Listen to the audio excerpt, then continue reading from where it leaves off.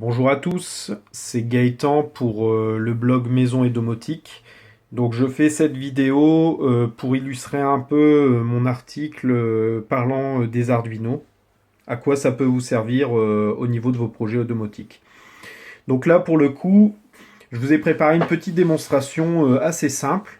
Donc en fait, j'ai un Arduino connecté à un capteur de mouvement pour faire une détection de présence. Et lorsqu'il y a une détection de présence, la lumière de mon bureau s'allume, sinon elle s'éteint tout simplement de façon automatique. Voilà. Donc pour pouvoir le faire, j'ai besoin déjà d'une Arduino, donc Arduino Uno là pour le coup. Bien entendu, si on veut mettre ça en production, on va peut-être partir sur une Arduino Nano ou Micro pour avoir quelque chose de beaucoup plus petit. Mais pour le prototypage, c'est pas nécessaire. Une platine d'essai avec différents câbles connectés et différents composants que j'utilise, mais je m'attarderai pas là-dessus. Mais la platine d'essai permet en fait de pouvoir tester, de prototyper votre projet sans devoir assouder. Donc cela implique bien entendu que lorsque votre prototype fonctionne, vous devez créer très simplement votre schéma de circuit imprimé. Vous pouvez acheter des circuits imprimés avec des lignes continues et vous allez souder dessus. Vous pouvez mettre en production avec une platine d'essai. Il est très fréquent de voir ça sur internet, mais personnellement je ne le conseille pas parce que la platine d'essai, comme son nom l'indique, c'est vraiment pour faire des essais, du prototypage. Donc pour faire de la production, on va plutôt passer par la case soudée. Donc voilà. Et on aura besoin aussi de deux choses. Donc le premier, c'est le capteur de mouvement, c'est celui-ci, la petite boule sphérique que vous voyez. Donc il y a un petit composant à l'intérieur qui envoie un faisceau, et grâce à cette boule sphérique, ça démultiplie ce faisceau en plusieurs petits faisceaux pour couvrir une plus grande zone. Comment fonctionne le capteur de mouvement très rapidement? C'est simple, en fait, il se base sur des sources de chaleur humaine de préférence. Donc si vous passez en gros votre main devant, il va détecter une présence de chaleur suffisamment grande pour dire c'est une présence humaine, et donc il va le notifier via le câble jaune que vous voyez ici à l'Arduino pour lui dire j'ai détecté une présence. Voilà en gros comment ça fonctionne. Le dernier composant assez particulier mais très intéressant, c'est l'ESP8266, comme vous pouvez le voir, le modèle ESP01, le numéro 1, parce qu'il y a plusieurs modèles, il y en a plus de 12 à l'heure actuelle. Donc quelle est l'utilité de ce composant? Mais en fait, c'est une carte Wi-Fi. Comme vous pouvez le voir, il y a une puce Wi-Fi qu'on voit juste au-dessus au milieu, donc juste là en fait, le petit carré. Donc ça me permet en fait de connecter mon Arduino en Wi-Fi à mon réseau pour pouvoir dialoguer avec ma box JDOM pour remonter l'information de la présence. J'ai utilisé ça parce que c'est un moyen très économique de connecter son Arduino. Un truc comme ça coûte moins de 2 euros. Ce qui est beaucoup moins cher que de mettre des shields réseau style Ethernet ou Wi-Fi, où là on peut monter vite à 15, 20, voire même 30 euros. Donc c'est vraiment très économique ces petits appareils. Le but de la démo, c'est de vous montrer comment fonctionne un Arduino.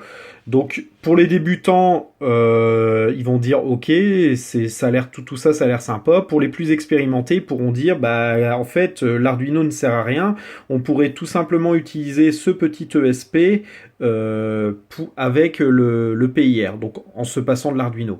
Ce qui est complètement vrai parce que la puce que vous voyez juste en dessous, la deuxième là, donc en bas, c'est un microcontrôleur. En fait, cette puce possède son propre microcontrôleur, donc son propre firmware et donc son propre système interne. Et il y a des gens qui ont flashé cette petite puce en mettant des firmware qu'ils ont eux-mêmes créés pour pouvoir directement mettre un sketch Arduino dedans, en gros, si on veut faire simple.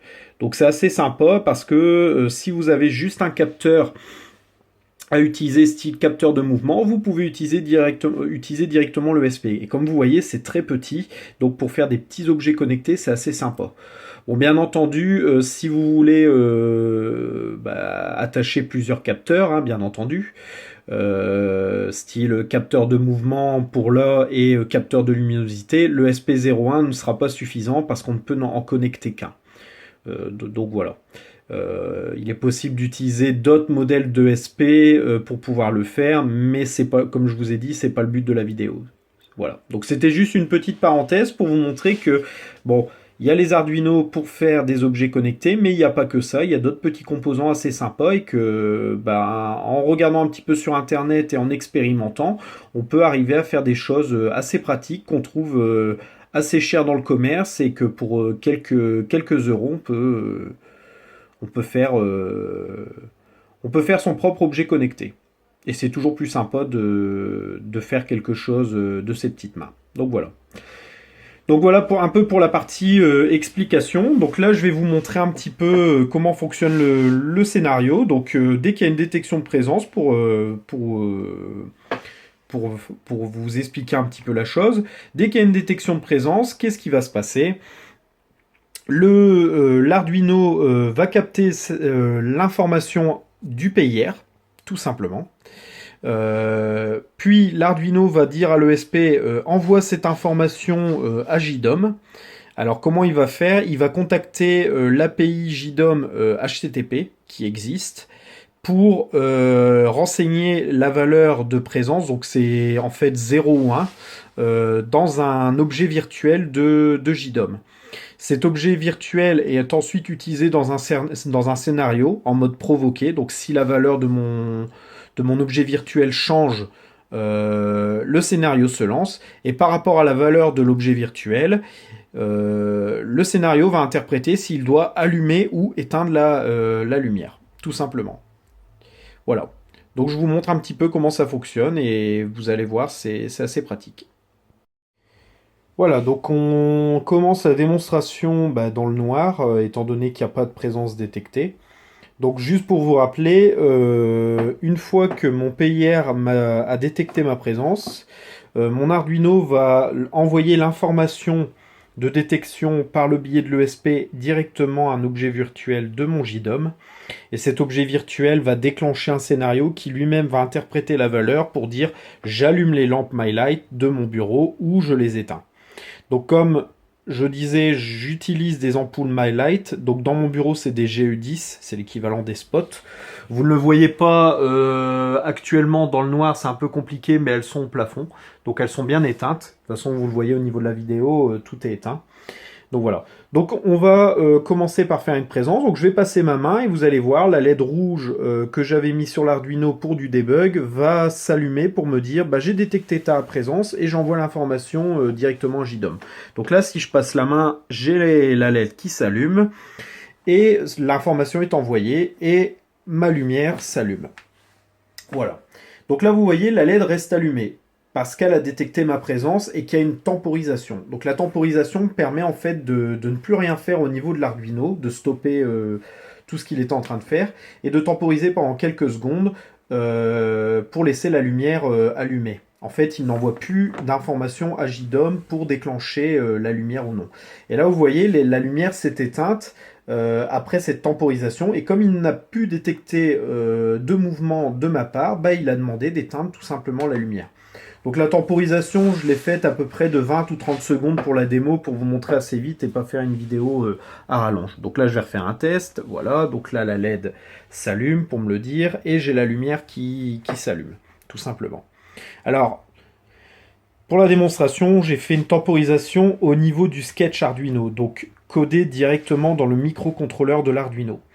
Mais, personnellement, je ne vous conseille pas de le faire. Pour la simple et bonne raison que c'est pas très pratique. Parce que demain, si vous voulez changer la temporisation d'un de vos capteurs de mouvement, vous êtes obligé de débrancher votre Arduino et de reparcourir le sketch que vous avez créé, modifier la valeur et le recharger ce sketch directement dans l'Arduino. Ce qui est quand même assez lourd, je trouve.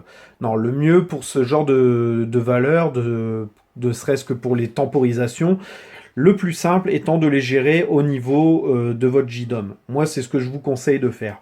Là, pour la démo, je l'ai fait au niveau de l'Arduino, mais la meilleure pratique serait de le faire au niveau de JDOM, parce que comme JDOM, c'est le cerveau de votre maison, c'est lui qui doit décider, et donc c'est là que la valeur doit être centralisée. Voilà. Donc vous voyez, c'est pas très compliqué, c'est très simple à mettre en place parce que bah, ce genre de choses que je suis en train de vous montrer, ça se trouve très facilement sur Internet. Tout est expliqué et ça coûte pas si cher que ça, comme vous pouvez le voir. Et donc là, vous pouvez vous créer un capteur de mouvement maison que vous pouvez personnaliser, contrôler à votre guise. Et c'est toujours plus gratifiant d'utiliser quelque chose qu'on a créé, ça fait toujours son effet. Voilà. Donc c'est la fin de la démonstration. Si vous avez bah, des questions, bah, vous pouvez tout simplement bah, soit commenter la vidéo ou commenter directement au niveau de l'article de Maison et Domotique. Je préfère de manière centralisée, c'est beaucoup mieux que d'avoir des questions à droite à gauche. Je pense que c'est mieux. Euh, Si vous voulez en apprendre plus bah, sur le schéma que j'ai mis en place, ou si vous voulez découvrir d'autres choses qu'on peut faire avec Arduino, avec des sortes de tutos, j'en fais aussi sur mon blog personnel. Vous avez juste à prendre contact avec moi et à rechercher un peu sur Internet et vous pourrez me trouver. Donc voilà. Eh bien, je vous dis à très bientôt et peut-être dans une prochaine vidéo.